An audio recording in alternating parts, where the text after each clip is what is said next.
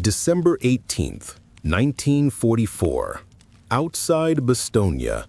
Snow wasn't falling, it was attacking. Sideways. Violently. Like nature itself was sick of the war and wanted everyone to go home. Inside an M4 Sherman tank, lovingly named Missouri Belle, because apparently giving a paper-thin death trap a cute name helps morale, Private First Class Dale Hutchkins stared through the gunner's sight trying to see a mile through snow, fear, and terrible American tank design. If you're new here and you want real, immersive World War II stories that put you in the cockpit, in the trenches, and behind enemy lines, subscribe now. Most people scroll past history, but you're here to experience it. So hit subscribe and like the video. The mission's only just begun. On the horizon stood a tiger tank, not a roar and pounce kind of tiger.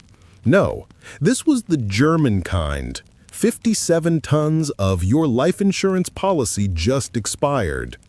A rolling cathedral of steel and engineer arrogance pointing its absurdly long 88mm gun directly at them. The crew didn't breathe. The intercom hissed, and Sergeant Bill Cordell, their fearless leader, delivered the pep talk of the century. "Dale, if that tiger fires first, we're dead." Inspirational.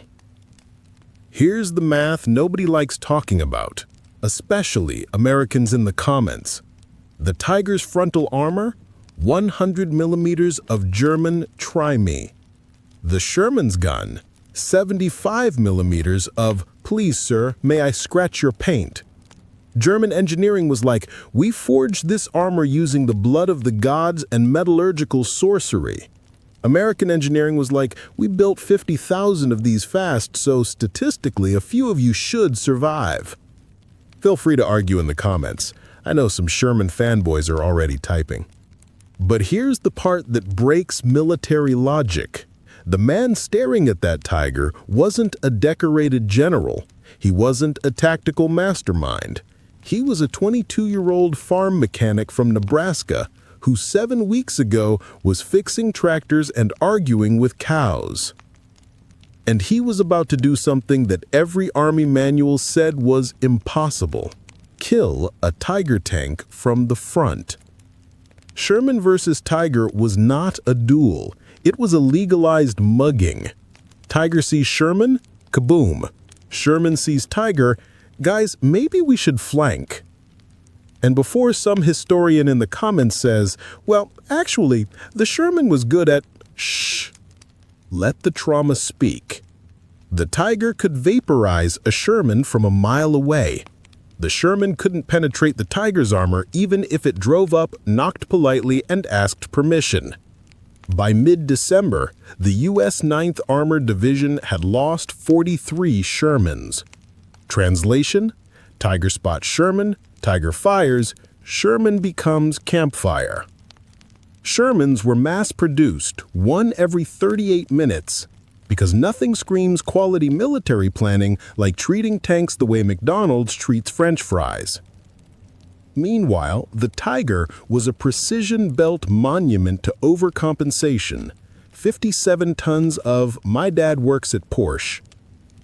And yet, one farm boy, armed with illegal welding, pure spite, and zero respect for the rulebook, was about to flip the entire power dynamic. Not with fancy tactics, not with superior firepower, with baling wire. Against that kind of superiority, the official doctrine was basically avoid frontal engagement, flank, call air support, wait for tank destroyers. Translation: don't fight it, run away and pray someone cooler shows up. But in Bastogne, surrounded by the German 5th Panzer Army, there was no flanking, no air support, no tank destroyers, no heroic reinforcement montage.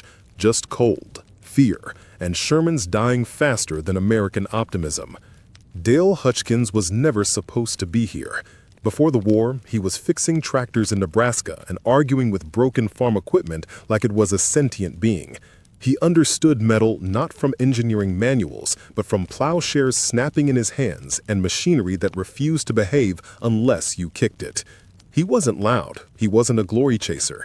He was just that quiet guy at work who solves problems while management holds useless meetings. And after watching Shermans burn like disposable Bic lighters, he stopped thinking like a soldier and started thinking like what he actually was, a mechanic. On December 16th, freezing, exhausted, and covered in grease, Hutchkins noticed that every time their gunner missed a tiger, they had no freaking clue where the round went. The Sherman's gun sight had no precise markings. Every shot was basically aim somewhere. He remembered watching his father weld metal, how heat revealed weakness, and then it hit him. If they could see where each shot landed, they could stack impacts, repeated stress, microfracture, penetration. That night, with a generator coughing like a chain smoker, Hutchkins stole 4 strips of baling wire and welded them around the gun mantlet in a cross pattern, top left, top right, bottom left, bottom right. When the gun fired, the muzzle flash would illuminate the wires, creating a glowing reference grid so the gunner could adjust shot placement instantly. A field-made targeting system. 0 cost, 0 permission, 100% illegal. Regulations banned modifications to combat vehicles. The punishment? Up to 5 years in military prison. Because apparently, the U.S. Army feared innovation more than German tanks. But Hutchkins wasn't thinking about paperwork or rules. He was thinking about not dying inside a metal coffin. At dawn, Sergeant Cordell and Corporal Blake saw the modification. Cordell stared at it like Hutchkins had welded a waffle maker to the tank.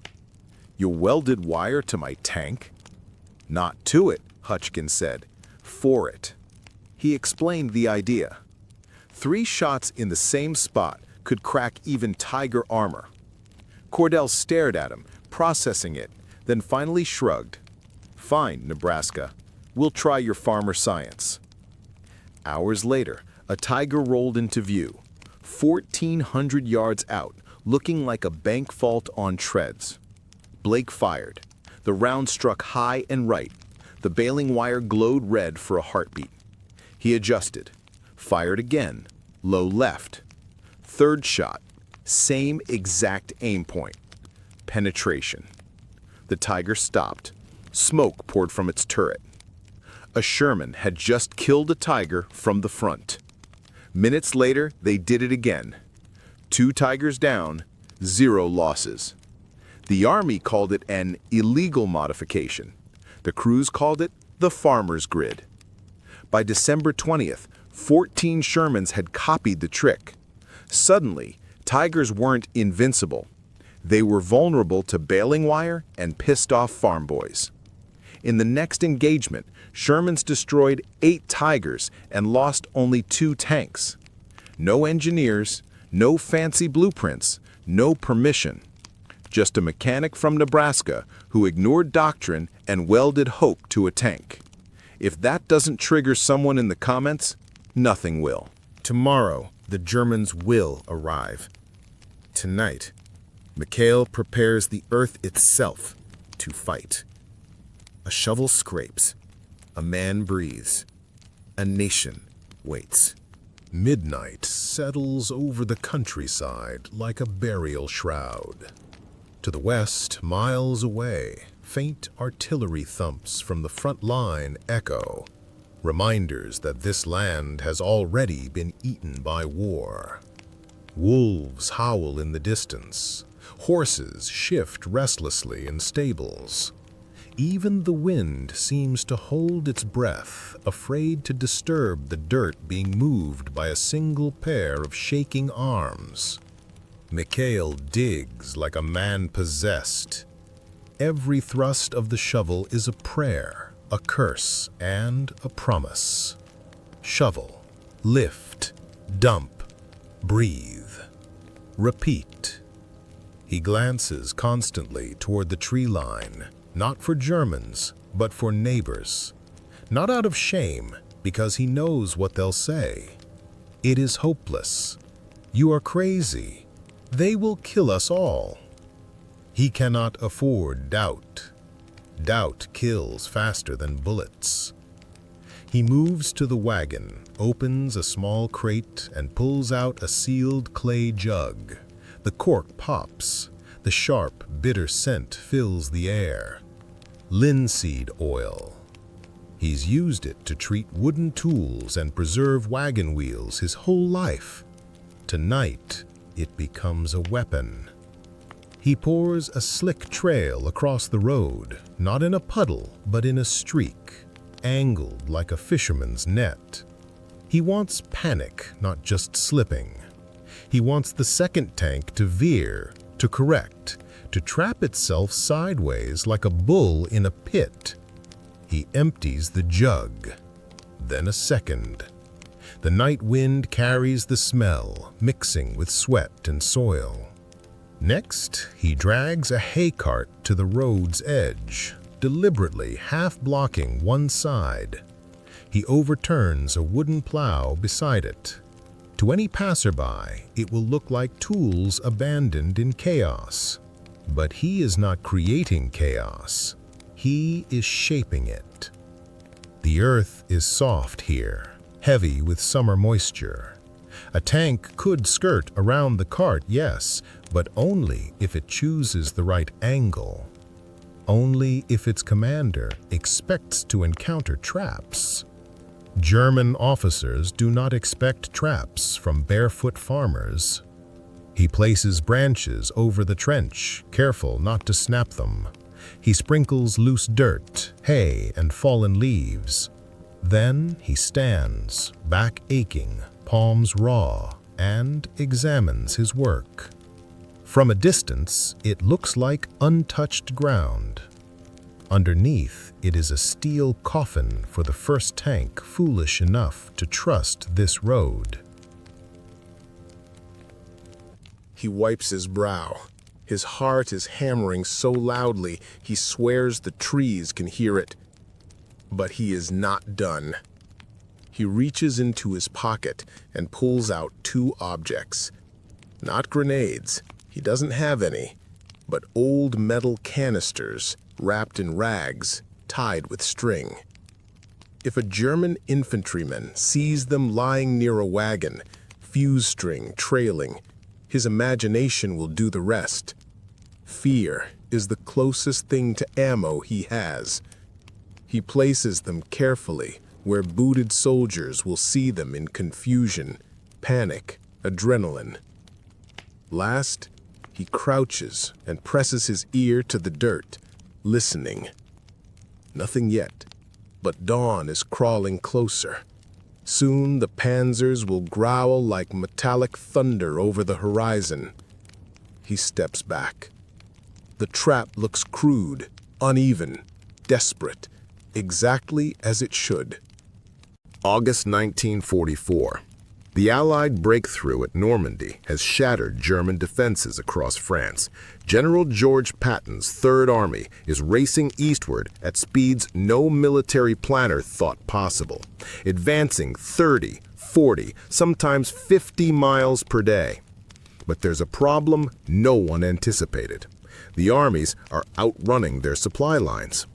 Every Sherman tank burns 5 gallons of fuel per mile.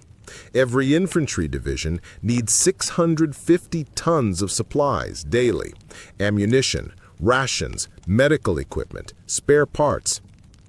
At the Supreme Headquarters, the logistics officers are looking at numbers that don't add up. Patton's tanks are literally running dry. The Third Army has advanced so rapidly that trucks can't keep pace. In 1 week alone, forward units report being down to 3 days of ammunition. Some tank battalions are completely immobilized, not from enemy action, but from empty fuel tanks. The room erupts when Colonel Frank Ross, Chief of Transportation, briefs General Eisenhower on August 21st. We're losing 23% of supplies before they reach the front, Ross reports.